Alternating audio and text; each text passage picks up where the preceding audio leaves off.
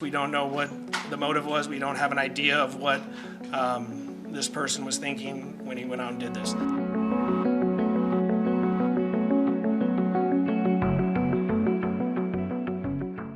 Authorities have been questioning an alleged gunman here in Arizona, trying to figure out why he unloaded on so many people, shutting down interstates, killing one and injuring many more. Heard about 5 or 6 shots. Sitting at the intersection, I wasn't sure if it came from a vehicle or if it was coming from the river bottom. The deadly spree starting just before noon on Thursday, then spanning 8 separate incidents in Glendale, Peoria, Surprise, and along the West Valley freeways, all within 90 minutes. There's a subject, male subject with a gun in the area, firing off several rounds. You can start me some more units also, please. With multiple agencies involved, and this person going on this spree throughout the West Valley this morning in a period of literally an hour and a half.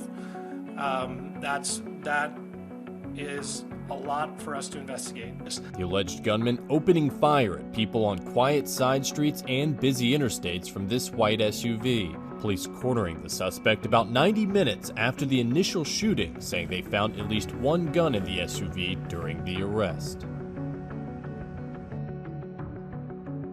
After 40 hours alone in the deep Alaska wild, one hiker is battered and bruised, but has a harrowing story of survival to share. I cried many times on the mountain. A group of grizzly bears charged 55-year-old Fina Kiefer, chasing her off her hiking trail as she fended them off with bear spray. I had to stand my guard while this bear was charging me.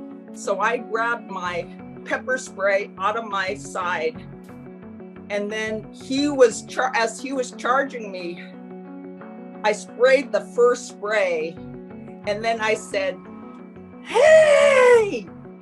And then he stopped his charge about 20 feet. So startled that he turned around, ran down with the second bear in tow. Lost in the woods, she texted her husband saying she needed help, but then she stopped responding to calls and messages, setting off a massive search and rescue operation. More than 100 people, including ski patrol, rescue dogs, and Air National Guard, began scouring the wilderness through the following day and into the next night. Kiefer could hear helicopters overhead, but they couldn't see her. She was actually able to build a fire, a small fire. She was able to keep herself warm and sustain herself through the night. I had waterproof matches that my husband had given me, and I put them in my backpack this winter thinking, oh, I might need these. So I put them in there for months. I hadn't used them for months, but man, that night I was so thankful for them. Heavy rain made day 2 of the search even more challenging, eventually forcing the effort to pause. But just an hour later, Kiefer finally found her way to safety. I was just so thankful to be alive and to love my family again. The challenging 12-mile trail Kiefer was attempting to follow warns hikers to be prepared to encounter bears and moose.